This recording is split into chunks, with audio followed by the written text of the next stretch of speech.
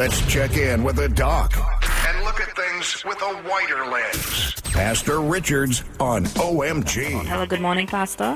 Hey, good morning, Daniel. How are you doing today? I'm doing great, actually. Bing is with us. Good morning, good morning, well. Bing. Good morning, Doc. Good morning. I am happy to hear that you're taking it easy, Bing. Yeah. Okay, excellent. Good to have you back as always. And good morning to my fellow Vincentians. So, Daniel, before I jump into anything, Bing and I have an agreement. I am not going to jump into my thing. I should really respond to what you all need to have me respond to first and foremost.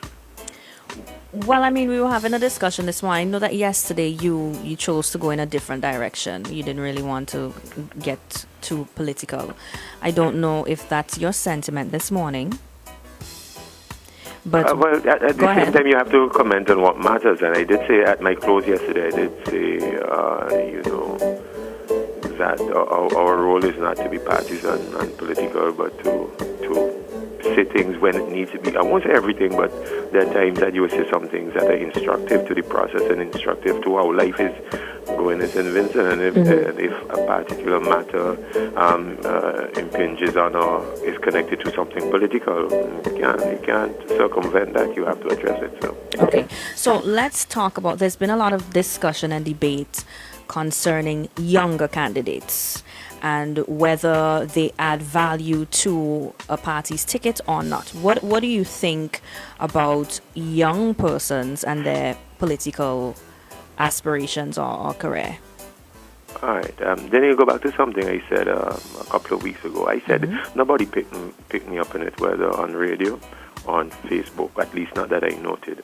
But I said something to the extent that, I don't know if you recall, I said for political purposes, right, mind you, it might not be the wisest thing to choose the best candidate in your constituency. It might not be the best thing to choose, the wisest thing to choose the best candidate. That one slipped me there. Yeah, I said that towards the end of one of my programs. What's your logic? Said it, and I take notes of stuff I say, right? So that was anyway, never mind. Yeah, that was the week of July 20th to 23rd. Somewhere in that week on one of my programs, I said that. And I was discussing leadership and various other things, but nobody picked me up on that. But I maintain that for political purposes, it might not be the wisest thing to choose the best candidate. But why do you say that, Pastor? Because it's about winning. It's not about who is best. That's what politics is about. And you see, there's some of the things that I've been saying all along will begin to manifest themselves. Politics is not about quality. Politics is not about quality candidates. Whoever fooled us, that was the program I was doing on the quality of the candidates and what determine an election. And I was talking about the irrelevance of constituency. When I say the irrelevance of constituency representation, in the sense that our democratic process has this farce that you are voting for constituency representative. And by default, you really form a government. And there is some disconnect, and people need to see it. There's a disconnect between that. What are you trying to vote for in this election coming up? And you have to resolve it. Do you want good constituency representatives, or are you voting for a particular party to govern St. Vincent? The two are not one and the same. And we have to get that. So if you are voting for the best, in your opinion, the best political party to govern St. Vincent and the Grenadines, regardless of what or who runs in your constituency, you are obliged to vote for the candidate, whether they are good or bad or mediocre. You are obliged to vote for them. And hence my point. If I have two candidates in my constituency, one for the ULP, one for NDP, but I happen to think that ULP is the best for the governance of the country, regardless of the suitability of the candidate in my constituency. Let us say the NDP candidate is better. I am obliged to vote for the ULP candidate anyway. I don't want the NDP candidate to win in my constituency. Yeah, but Pastor, that is if you're a member of a political party, but they're undecided voters, they're swing voters, they're people who are not members of any political party, you think that they're going to use that same strategy? Yeah, because even the swing voters like Daniel and others, then they will come to a conclusion. At some point, they will come to a conclusion which party is best for the governance of St. Vincent and the Grenadines. And by the way, best doesn't mean as in absolute best, because decisions about who should govern are made in the margin. Both parties have goods and both parties have things that are against them. So you're not going to, for example, vote NDP because ULP has done some things bad, or you're not going to vote ULP because NDP has some bad against them. No, both parties would have pros and cons, and so decisions of this nature, what I call economists, or they will understand, decisions of this nature are made in the margin. There's some marginal things that will separate ULP from NDP. The swing voters will look at these things and decide not that ULP is an absolutely good party, we're voting for them, or NDP is an absolutely good party, so we're voting for them. But in the margin, where you balance out the pros and the cons, you might want to give one of the horses in the race a little bit more of an edge and say the swing voters will say, well, you know what, I'm not a ULP man, I'm not an NDP man, but I'm going to vote for one of these. Which one in the margin I will vote for? If you decide you're going to vote for the ULP, follow me. If you decide you're going to vote for the ULP, then and you really think, given the pros and cons, that this is the best party in the margin for governance of the country, then you have made that decision mentally, and you know that by default, this decision as to who governs the country is a default decision, frankly speaking, because our elections here, constituency elections, you vote for people in the constituencies. You know that if the best candidate in your constituency is NDP candidate, then you know that you still can't give him the vote. You can't give them the vote because that's one less seat for the ULP, and you want it. So you have to give the candidate that is not the best. So let me go back to my statement. For political purposes, I want to ask you a question though. For political purposes, you might not want the best candidate, and yet you're having a discussion this morning about who is the best candidate. So I want to ask you a question. That is counterintuitive right there. Go ahead. Let me paint a picture to you, okay? You're a strategist for any of the political parties, and you've got a new candidate who's going out into the field, into the constituency.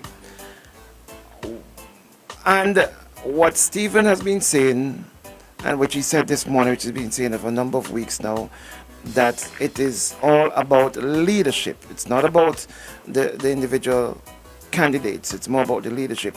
What do you say to your candidate as a strategist then?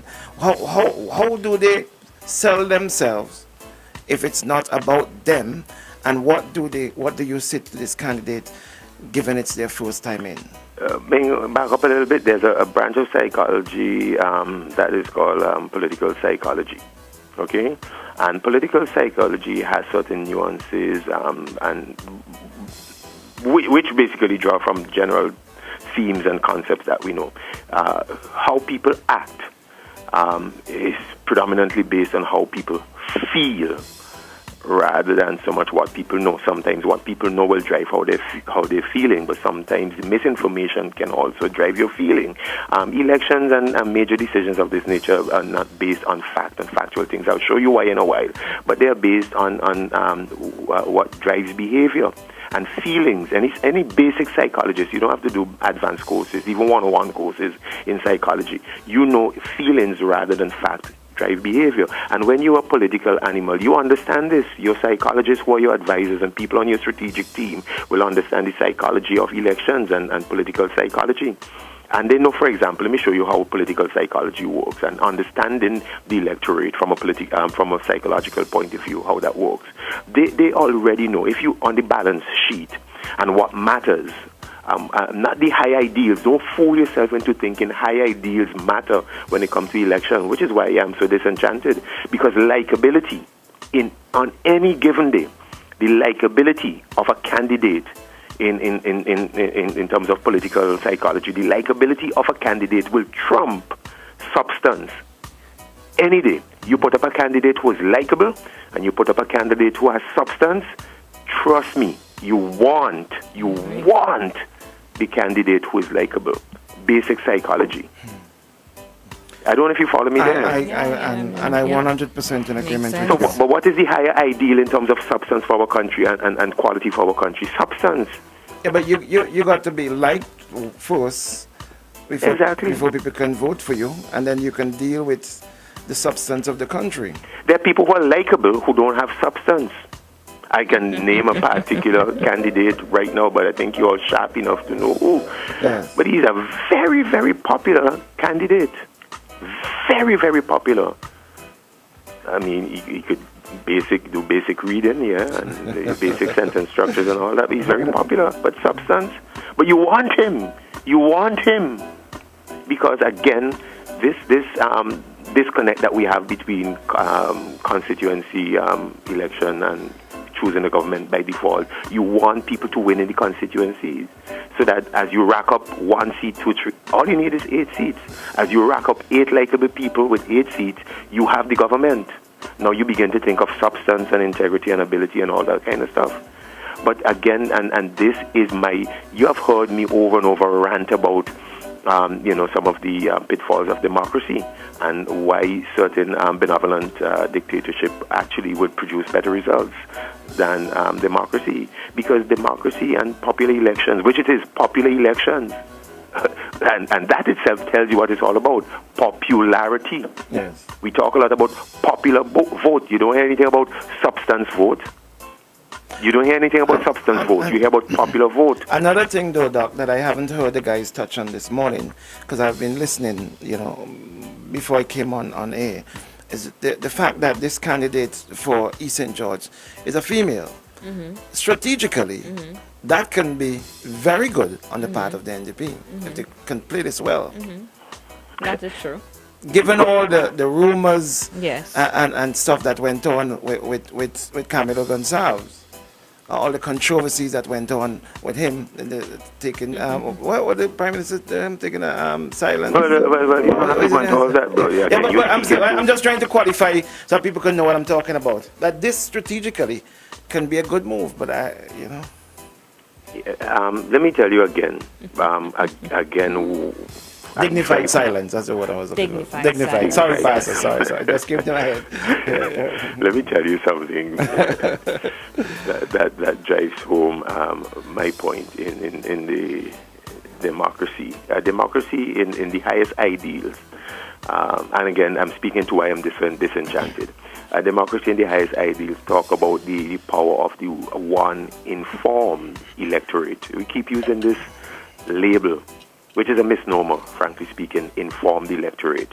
And our electorate does not need to be informed to make a vote. So we just fooling ourselves when we put this, paint this pretty picture of democracy about this ideal of the informed electorate. The informed electorate is a minimal amount of people. What you're talking about is the popularity and appeal and optics and energy. Yes. These are the youthfulness. These are the things that people, that drive an election and drive votes. Yes. The issues, the real issues that should drive an election, foreign policy, we don't want to talk, and even candidates don't want to talk, potential candidates don't want to talk about this. Healthcare, those are not talking points these days, all right? Then what is the Doc? Because you said several times, integrity doesn't matter, your moral standing doesn't matter. He said it, likability. Yeah, likability. Because he just saying the real issue is health. Let me tell you, you want to know what matters? So And here my problem. Let me tell you what, even as I listen to some of the discussion this morning, I am, it is concretized, I shouldn't say I'm beginning to realize, it is concretized in my mind what really matters. And I just have to SMH. I just had to shake my head. Let me tell you what I heard this morning matters. I heard that likability matters. I heard appeal matters. We're talking about a candidate, I think they were referring to Renson, right? So in the matter of Renson versus Lavon, right? Let me just reconfuse some of the things I heard as why certain things matter. Likability, I heard that matters, boy, that matter big. Appeal, who has the greatest appeal? Energy, like boy, energy, the man has energy. Popularity, I'm hearing popularity matters. Youthfulness, attractiveness. Optics, momentum. The man will bring and these are the things that matter. Here's what I am not hearing. People say that these things matter. I am not hearing anybody say substance matters. I am not hearing anybody say integrity matters. Ability matters. Relationality and ability to relate to people, that matters. Experience, that matters. To be a unifier, that matters. Your efficiency, your track record of efficiency, that matters. Influence and your sphere of influence, that matters.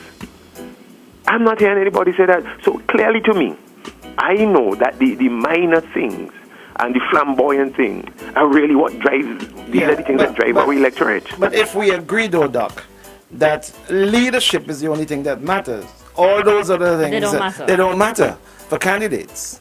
They don't, really. What you just called out there was for leaders. Well, no. That's why I'm saying the irrelevance of the, go back to my cap statement. My cap statement was you might not want to choose the best candidate in your constituency. Right. What you want in your constituency is the candidate that will help you win to get the over election. Across the line, Likability, appeal, energy, popularity, youthfulness, optics, momentum, that kind of stuff. But that person may not necessarily be No, the they best. might not be the candidate with substance, integrity, ability, relationality, unifier, all of that. You don't want that candidate necessarily. Those, and that is the problem with this kind of thing. You are choosing people for the wrong reasons. How could you want that? People, are we not getting this? We want likable people. We want people who are winnable. We don't want necessarily the best person in your constituency. You don't. So stop that argument, please. Very true. It is counterintuitive. Anyway, that's enough for one. Thank you very much, Pastor. All right, you all take care. Substance doesn't matter in this country, and that's what is sad. Likability, and that goes back. Like everybody wants to be liked. Likability matters and popularity matters, and as long as those two continue to be our main tenets, then we are going to be in a heap of trouble. Thank you, Doc. Have a good day. Have a good day. great day. I remember there was a... Let's check in with the doc and look at things with a wider lens. Pastor Richards on OMG.